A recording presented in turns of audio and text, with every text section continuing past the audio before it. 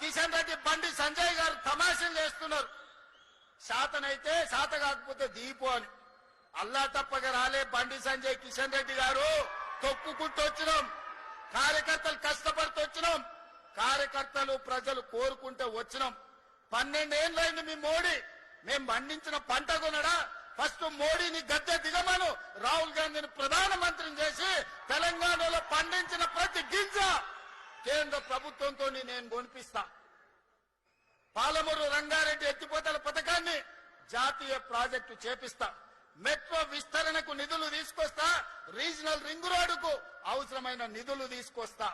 అంతర్జాతీయ స్థాయిలో మా తెలంగాణను అభివృద్ధి చేస్తాం. మీకే మాటలు వచ్చనుకుంటున్నాం, మాకు మాటలతో పాటు చేతలు కూడా వచ్చు. కిషన్ రెడ్డి గారు 15 తారీఖు తర్వాత వడ్ల సేకరణ 75 లక్షల మెట్రిక్ టన్నులు అయిపోతాయి.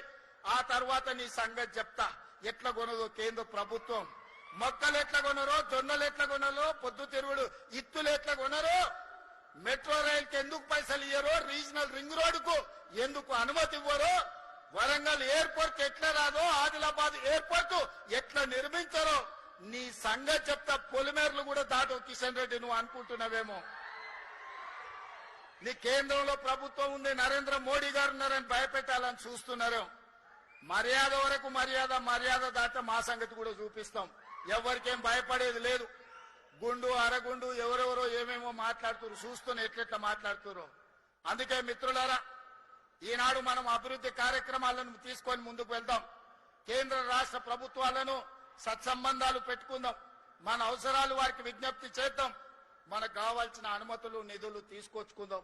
దీనికి మీరు సంపూర్ణంగా అండగా నిలబడాలి. మీరు అండగా నిలబడితే నాకు ధైర్యం ఉంటది.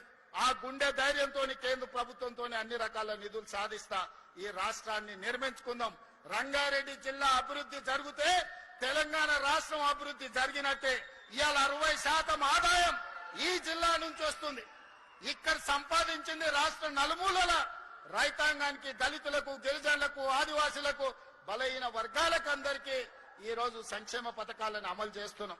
అందుకే మిత్రులారా, ఇంత ఆలస్యమైన మంచి కార్యక్రమాన్ని ఏర్పాటు చేసి రైతులు వివిధ జిల్లాలలో రైతు వేదికల దగ్గర లక్షలాది మంది రైతులు ఈ రోజు ఇక్కడ ఏం జరుగుతుందో చూస్తున్నారు. రాష్ట్ర నలుమూలలు ఉండే రైతాంగానికి నేను విజ్ఞప్తి చేస్తున్నా. ఒడ్లు పండించుడు ఒక్కటే కాదు, కూరగాయలు పండించండి, పండ్లు పండించండి, పాలకూర పండించండి, కొత్తిమీర మెద్దం కూర పండించండి. అద్భుతమైన మార్కెట్ కల్పిస్తాం, ఆదాయాన్ని పెంచుతాం, దండగా అనుకున్న వ్యవసాయాన్ని పండుగ చేస్తాం, రైతుని రాజును చేస్తామని తెలియజేస్తూ మీ అందరి దగ్గర సెలవు తీసుకుంటున్న ధన్యవాదాలు మిత్రులారా. నేను ఒక స్లోగన్ ఇస్తా, మీరు అందరు వినండి.